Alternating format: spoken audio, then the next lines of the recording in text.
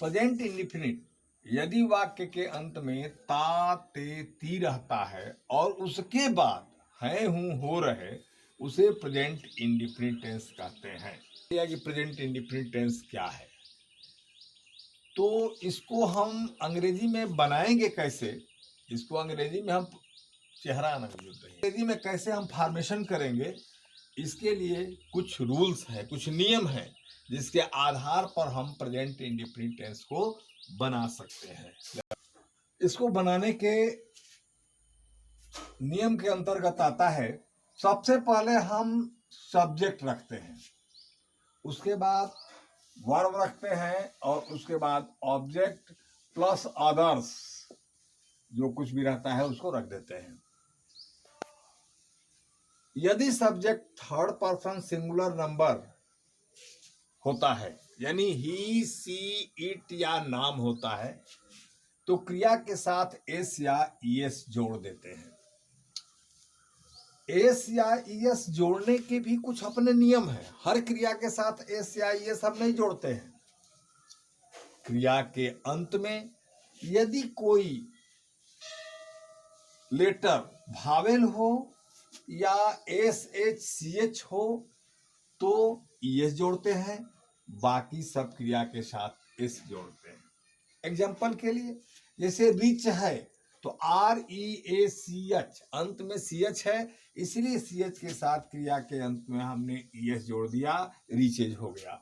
Wish है W I S H, तो अंत में W I S H E S जोड़ दिया, हमने ई एस जोड़ दिया। गो है तो जी ओ वावेल है, वो वावेल है क्योंकि वावेल 5 होते हैं, ए ई आई ओ यू, तो हमने ओ भावेल के अंत में, अंत क्रिया के अंत में ओ भावेल है, इसलिए हमने यहाँ पर ये जोड़ दिया। लेकिन यदि यही क्रिया रहती है R E A D read, तो इसमें हम क्या लगाते हैं, इसमें हम R E A D S केवल लगाते हैं, क्योंकि क्रिया के अंत में न तो कोई भावेल है, न एस एच है, न सी एच है। अब हम इसको एग्जाम्पल के रूप में लेते हैं, कैसे बनाते हैं।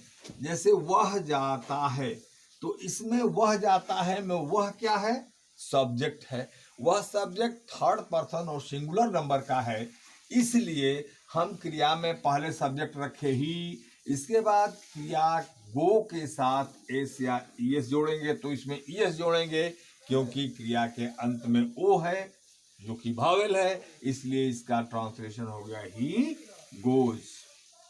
अब मैं जाता हूं, मैं चूंकि फर्स्ट पर्सन है, फर्स्ट पर्सन के साथ क्रिया में कुछ भी नहीं जुड़ता है, क्रिया जो कि त्यों रख दी जाती है, इसलिए मैं जाता हूं आई गो। तुम जाते हो, तुम भी सेकंड पर्सन है, इसलिए क्रिया के साथ कुछ भी नहीं जोड़ता है, इसलिए उसके अंत में हम लिख देते हैं यू गो। लेकिन यही अब देखिए थोड़ा सा और, हम लोग दूध पीते हैं, तो अब हमको सबसे पहले देखना होगा नियम के अनुसार कि सब्जेक्ट इसमें हम लोग है, तो वी,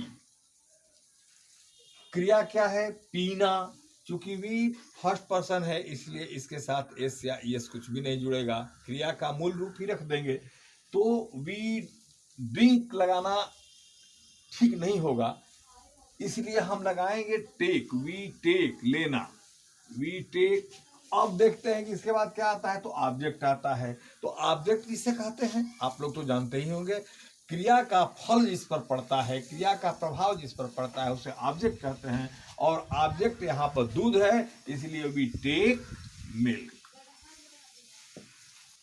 अब आप लोगों के लिए घर के लिए कार्य दिया जा रहा है, ट्रांसलेट इनटू इंग्लिश। इसका मतलब हुआ कि आप इसका अंग्रेजी में ट्रांसलेशन बना के कल इसी व्हाट्सएप पर भेजेंगे आप।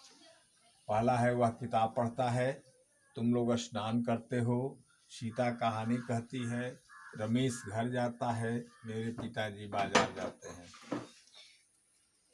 अब आज का अध्ययन आज समाप्त होता है, और मैथ के बारे में भी हम जनरल, ये सारे 3 से लेकर के 7th क्लास के बच्चों के लिए है, और मैथ में भी अभी आज हम जनरल पढ़ाएंगे। मैथ में पढ़ाएंगे आज हम मैथ के कुछ क्वेश्चंस आपको दे देंगे और उसको आप सॉल्व करके यहाँ भेजेंगे। इसके बाद जो भी कठिनाई होगी आप लोग व्हाट्सएप पर सेंड करेंगे। उसके बारे में कल मैं फिर इसी समय 9 बजे के करीब 9 से 10 के बीच में आपको बोर्ड पर बताऊंगा। इसके बाद वीडियो भेज दूंगा आपके लिए और आप लोग उसको पुनः जो है अपना सॉल्व करके क्वेश्चन और हमारे व्हाट्सएप पर भेज देंगे। Thank you.